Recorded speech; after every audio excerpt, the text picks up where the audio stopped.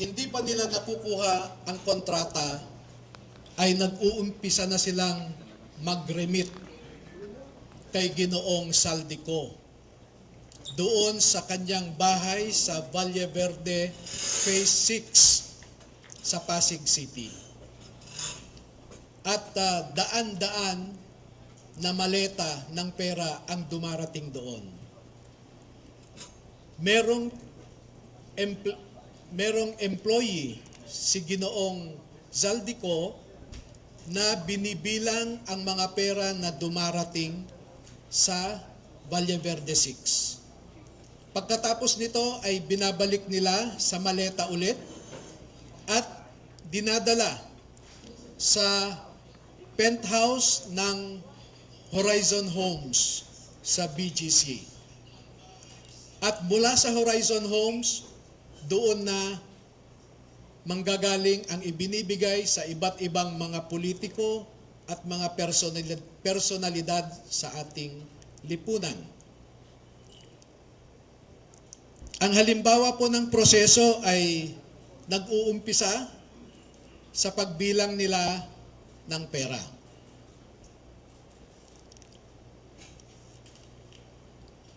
Ang susunod po,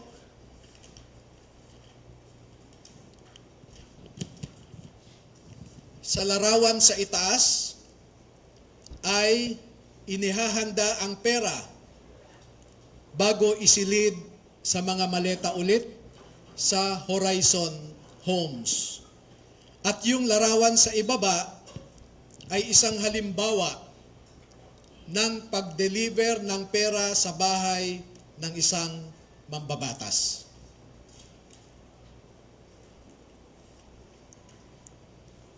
Makikita po ninyo na may nangyari kay Master Sergeant Gutesa. Sa aking tanggap na impormasyon ay napilitan siyang mag-execute ng isang affidavit na kung saan ay sinasabi niya na hindi siya kasali o wala siyang nalalaman sa mga pagde-deliver ng mga mali-malitang pera. Pero makikita po ninyo dito na siya mismo ay kasama sa pagde-deliver ng pera. Kaya naaawa po ako ngayon sa sitwasyon ni Master Sergeant Gutesa dahil ginawa siyang sinungaling.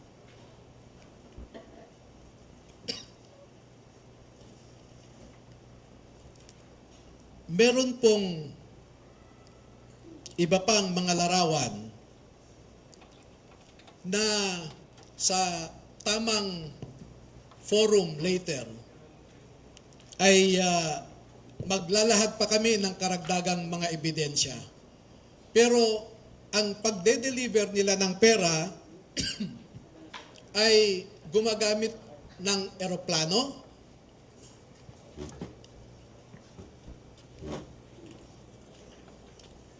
gumagamit din sila ng helicopter,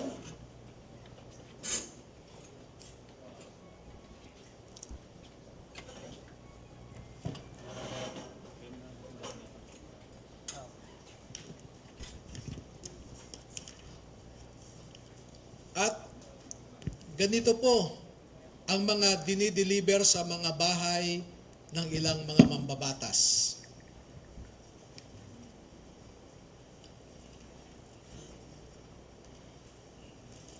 Makikita ninyo sa itaas na larawan ang hilera ng mga maleta na ang laman ay pera. At parte lamang ito ng isang delivery na sa panahon na ito ay 52 na maleta ito. Sa isang delivery, umabot ng 52 na bagahe.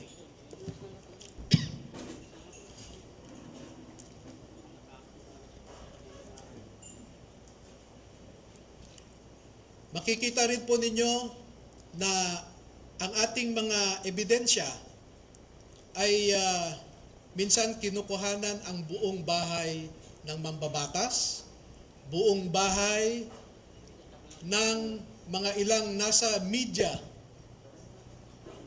yung tinatawag nating mga media operators.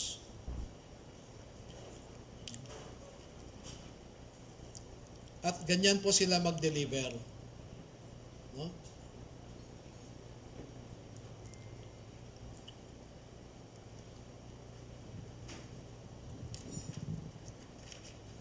Makikita po ninyo sa ibabang larawan ang mga maleta rin ng pera. At marami pa pong iba na katulad nitong mga larawan. At dito sa taas na larawan ay ipinapakita lamang na yung isang malaking maleta ay hindi kayang o halos hirap na buhatin ng 3 katao.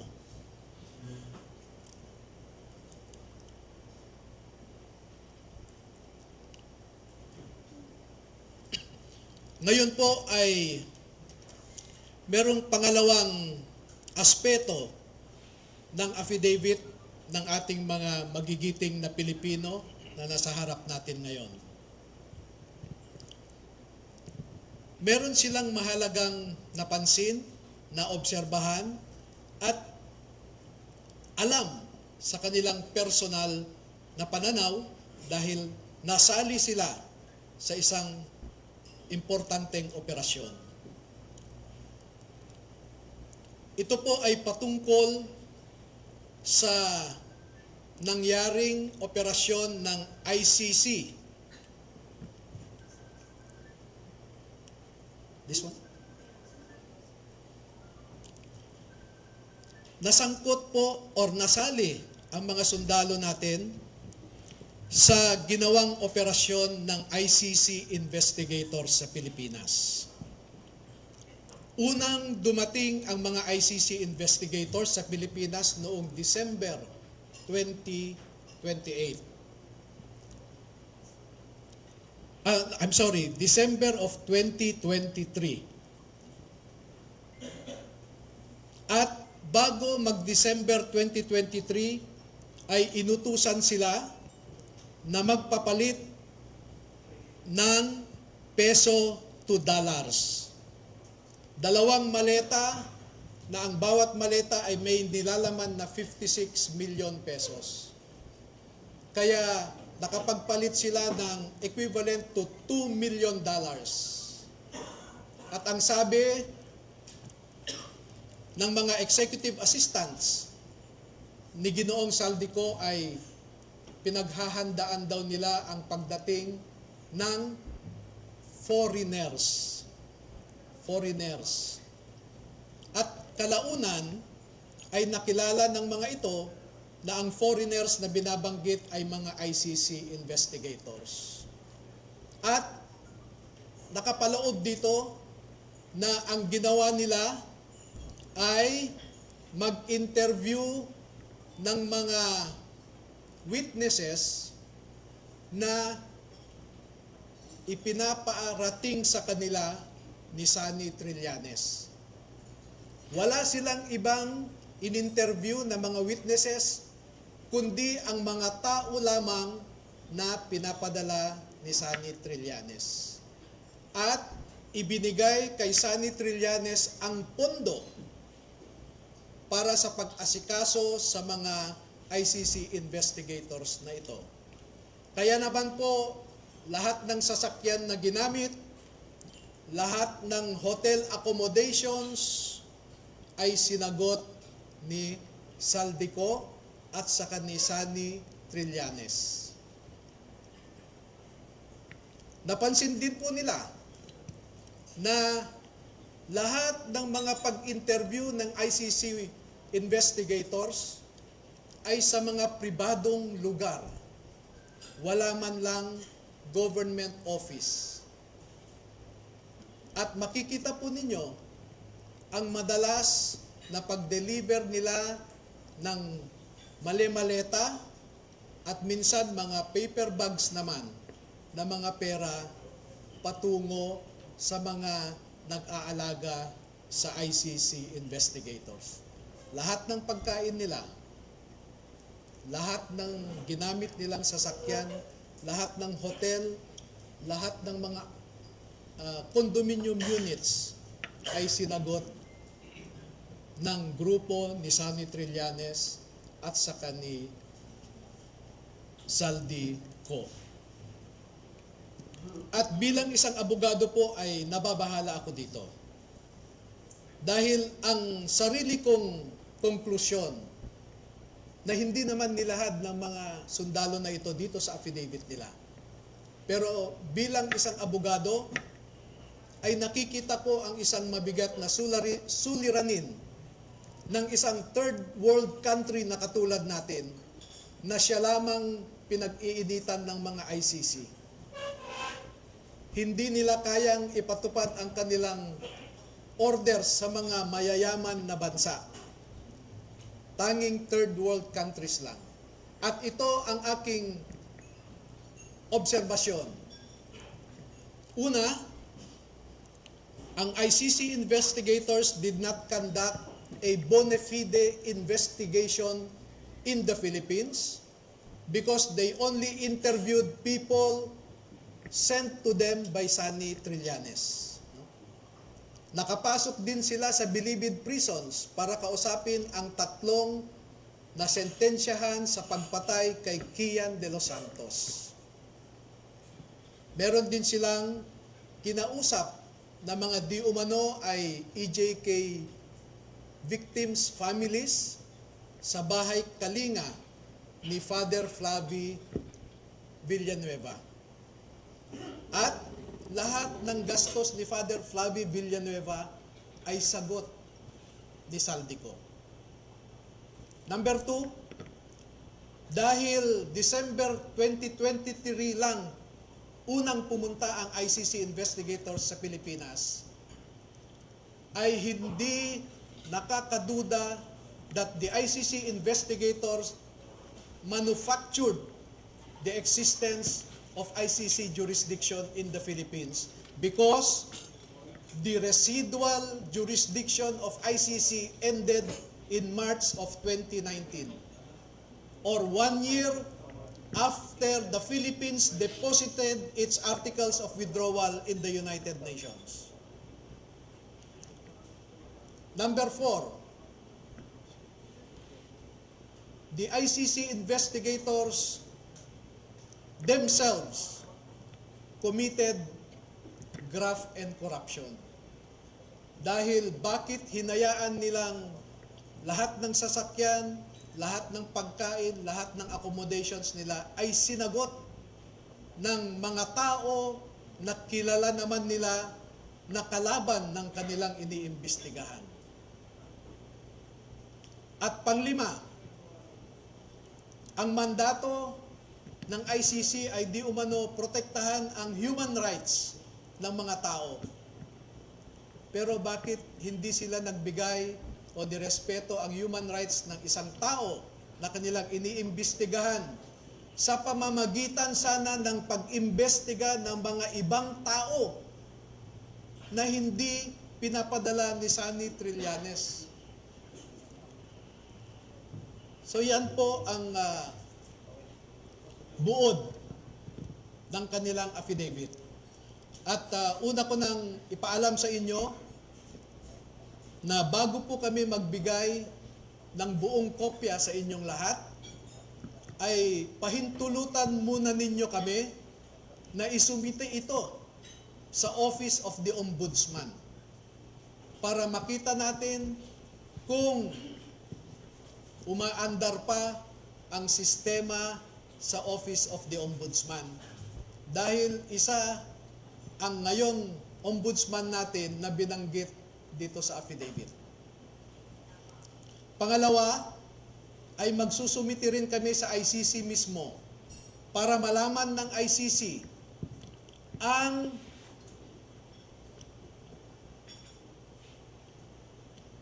so that ICC will know how the ICC investigators conducted themselves in the Philippines. At panghuli ay magbibigay kami ng kopya sa lahat ng embahada ng mga bansa na kasapi sa ICC para malaman nila kung paano gumalaw ang ICC. Alam naman natin na bawat bansang miyembro dyan ay nagko-contribute sa ICC.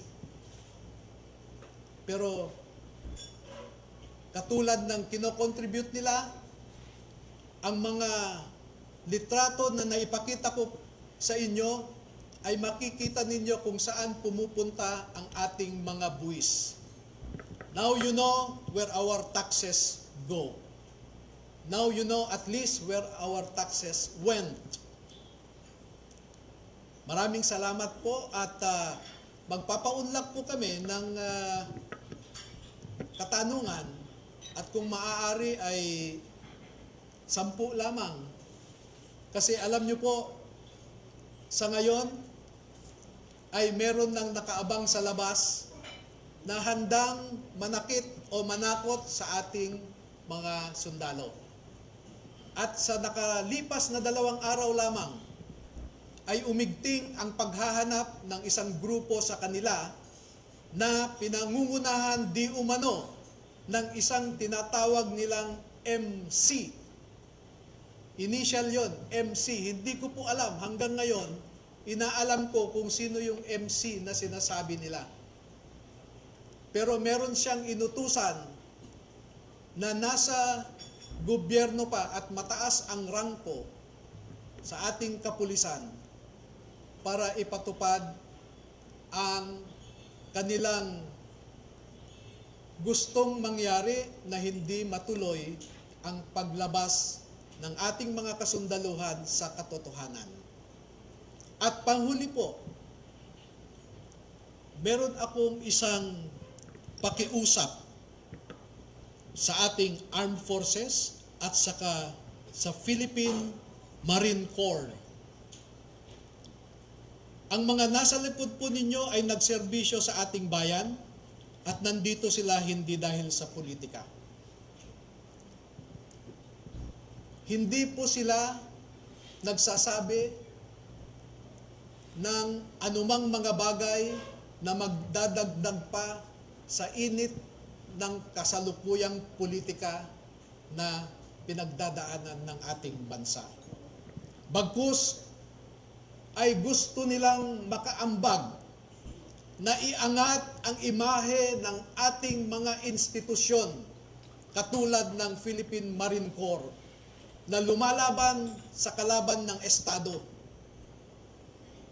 Pero kung susuriin ninyong mabuti, ay ang kalaban natin ay ang mga nasa matataas na pwesto sa gobyerno. Do not restrain them from sharing to our people the truth that they know.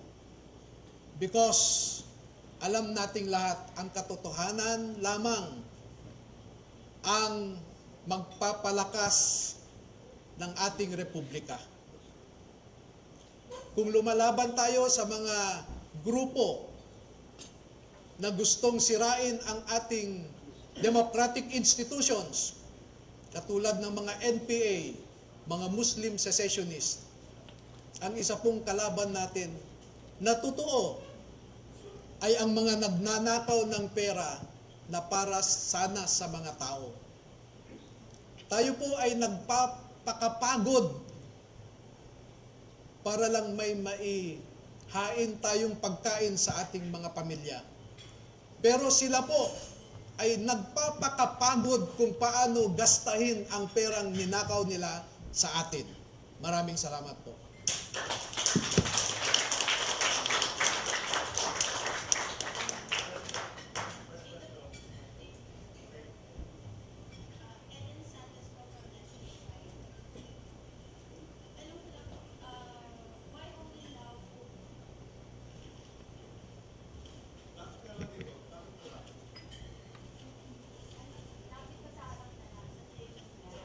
Hindi naka-ano yun siya.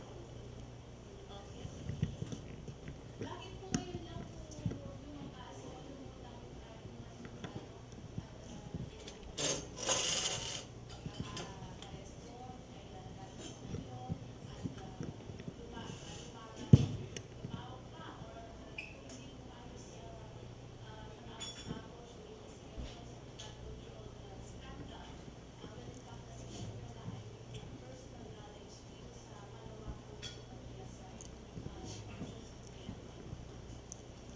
alam niyo po ay matinding pananakot at paglilinlang ang dinaanan ng mga empleyado ni Zaldico mula nung umalis siya sa Pilipinas. At katunayan, yung MC na binabanggit ko kanina ay tinakot ang mataas na opisyal ng mga ito. Kaya sila po ay medyo naguluhan din. Dahil pare-pareho kaming ordinaryong mamamayan lamang.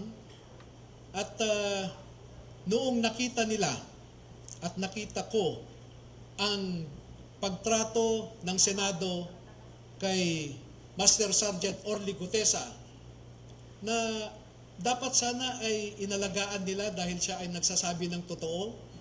Ngunit dahil sa politika ay ang kinalabasan siya pa ang naging masama. At katulad ng sabi ko, makikita po ninyo na yung mga nagnanais na mapagtakpan ang katotohanan ay pinilit nila si Zaldico na mag-execute ng isang affidavit na nagsasabing pinilit lang siya ni Senator Marcoleta, pinilit lang daw siya ni dating Secretary Mike Defensor, at isinabi niya doon na hindi daw totoo ang kanyang sinabi na meron siyang kinalaman o partisipasyon sa pag-deliver ng mga mali-maleta ng pera. Pero ipinakita po namin sa inyo ang isang larawan na kung saan nandoon si Master Sergeant Gutesa na kasama sa pagde-deliver ng pera. Pero gusto kong iliwanagin din na si Master Sergeant Gutesa ay na-assign sa isang media operator ni Zaldico. Pero sinisweldohan siya ni Zaldico.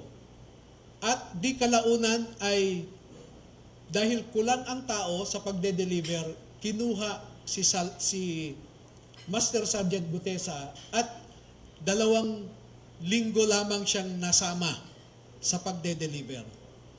Pero alam niyo po, ang mga kasundaluhan na nasa harap ninyo, mula September 2022 hanggang sa kagitnaan ng 2025 ay 3 hanggang 4 na beses kada linggo na nagde-deliver ng pera sa Forbes Park at sa Aguado sa tapat ng Malacanang.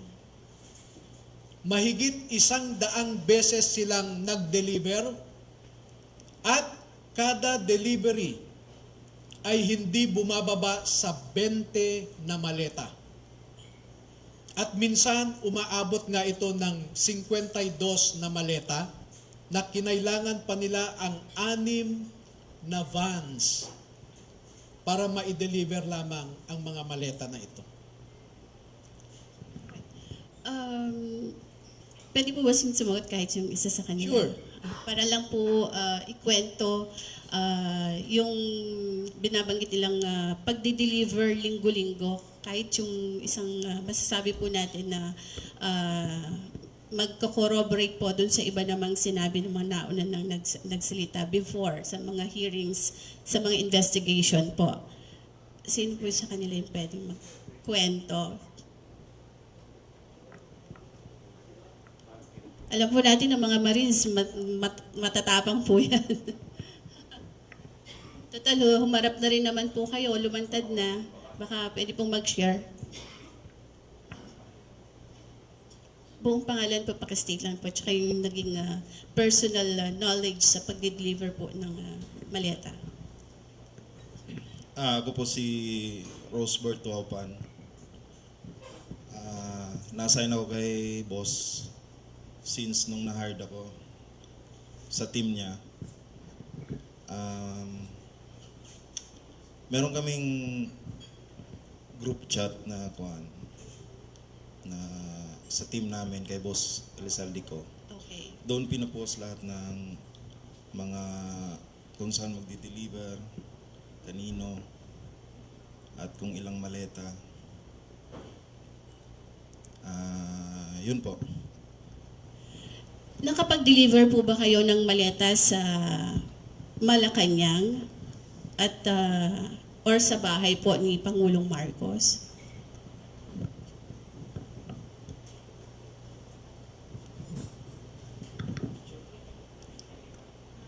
Opo.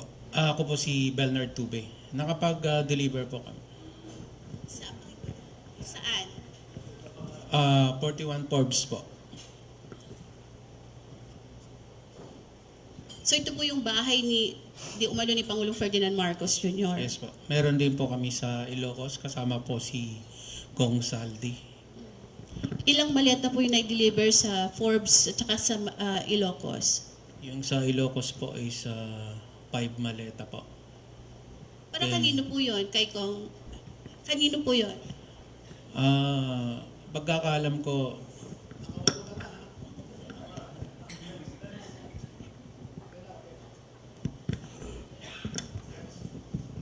Para maklaro lang, no? Nag-deliver sila sa Ilocos Norte, sa bahay mismo. At sa Paway, sa bahay ni BBM. Ha? Oo. At saka may mga katibayan naman, no? Next question po, si Pam po ng Third Floor Studio YouTube, sir. Attorney, sino po ang nasa taas ni Zaldico para ho yung lakas ng loob niyang magbaba ng mga utos na yan, sundin ho ng ating matatapang na men in uniform na ito?